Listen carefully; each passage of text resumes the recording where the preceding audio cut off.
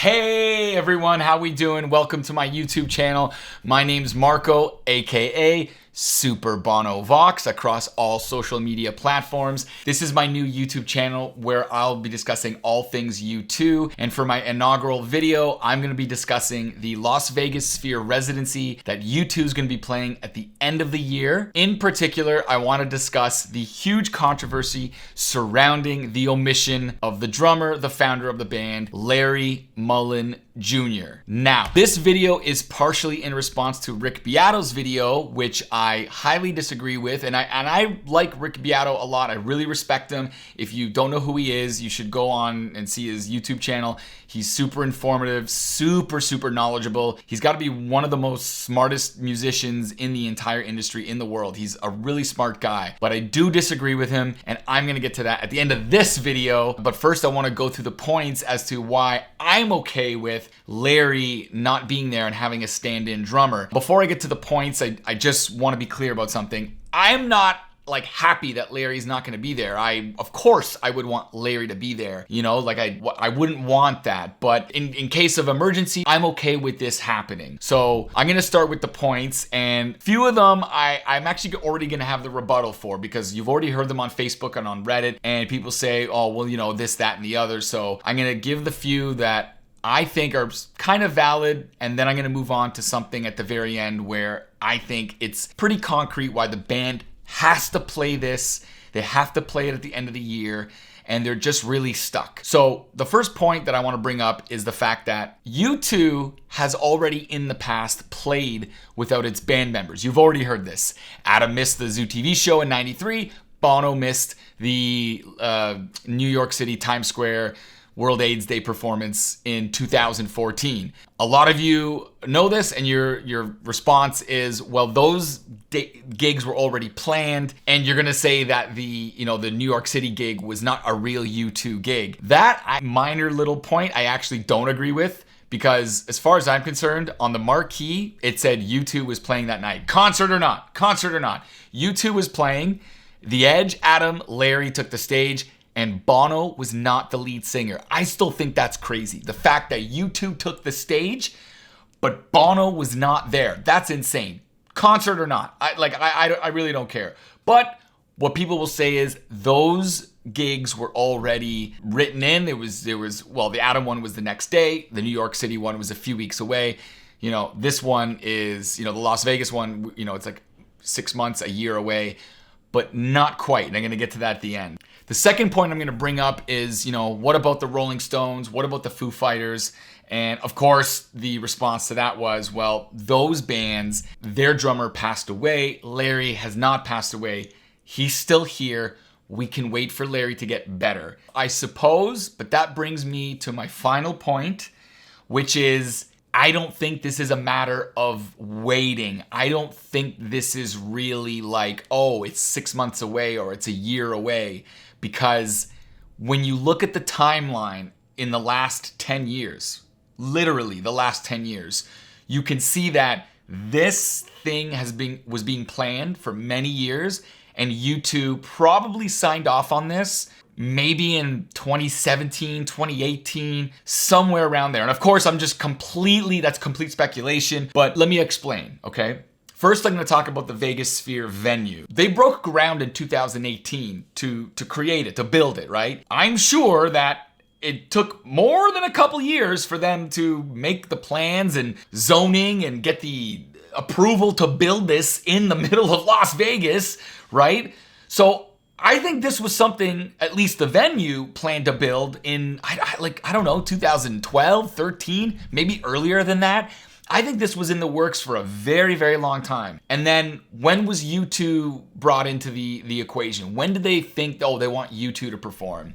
Again, I have no idea, but there's no way it was last year. There's no way it was during the pandemic. It was supposed to open in 2021. So my idea is that I think they signed off on this. U2 signed off to play before they broke ground, because 3 years, 2021, there's no way they would have signed it in 2020. Like, it just doesn't make any sense. Speculation, but still, nonetheless, I think U2 signed off on this years in advance. Now I'm gonna move into how this fits into U2's timeline. So the band has been really active, probably the most active they've ever been in their career since 2014. 2014 album, 15 tour, 16 was off, fair enough. They only played the Dragon Force or whatever the hell at the end of the year. 2017, huge year. Joshua Tree, Bonnaroo. 2018, another tour, another album. And then 2019, they went to Australia and Asia. And then the band said that they wanted to take a break for a while. We know now that I thought they were going to take a break for 3 years. Right? Maybe 2023 come out with an album. But now we know that they should have played the Achtung Baby residency in 2021. So what I think what would have happened if the Panini didn't happen, right? I already said the word before, but what I think what would have happened, what the timeline would have been was they finished 2019 as it did. 2020, they'd still do the U2 Serious channel, which didn't really require a lot of work on their part. 2021, at the end of it, do the Achtung Baby residency. And then 2022, as it happened, Bono did this Book of Surrender, whatever. And then if there was demand, which there is, he would have done the other dates in 2023 as they are happening. And then in 2024, release the album and tour, right? So then you would have had the last tour was 2019 with a residency in 2021 and then a tour here. Now the problem is because the Panini happened, and because they already signed off on it, speculation, let's just say, in 2018, everything got sandwiched in to 2022, 2023, and 2024. Everything got sandwiched into the end of 2022 and the beginning of 2024, which really is only 12, 14, 15 months. Everything got sandwiched into 15 months, okay? They have 15 months to do what they were supposed to do over the course of 4 years, and they still haven't done the Joshua Tree DVD. Totally forgot about that one, okay? So what are they supposed to do? Because I'm sure they have to tour and they have an album coming out. They don't want to push that back because, I mean, the band's not getting the band's not getting younger. Christmas Eve, 2016, something bad happened to Bono. We almost lost Bono. So it's like they don't have a lot of time. They're not getting younger. Their back's up against the wall. They signed off on it. Again, speculation. So it's like, what can they do? It's like they're just stuck. And it's not their fault. It's not the MSG's fault. We had the Panini. The Panini happened. The whole world was on pause for 2 years and it pushed everything back. So to me, this reason here, alongside the fact that U2 has played without its members in the past, is why I'm okay with this. And then of course, in the future, right, we're gonna have, they're not immortal, is what I'm trying to say, right? So eventually one day we will be forced with the question, will we go see U2 without one of its original members? I don't know. Some of you might say, no, that's it, call it a day. Some of you would still go see it. I would still go see it personally.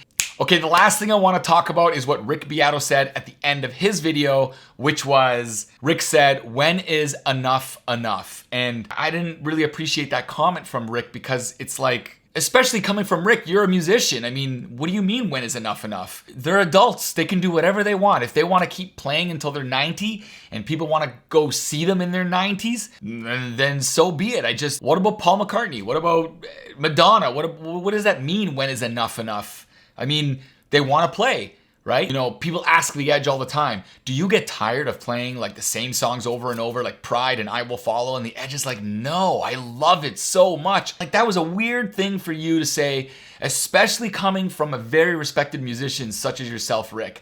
That was a very odd and rude and out of place thing for you to say. They can do whatever the hell they want. Like, who cares? When is enough enough? Enough is enough when they say enough is enough.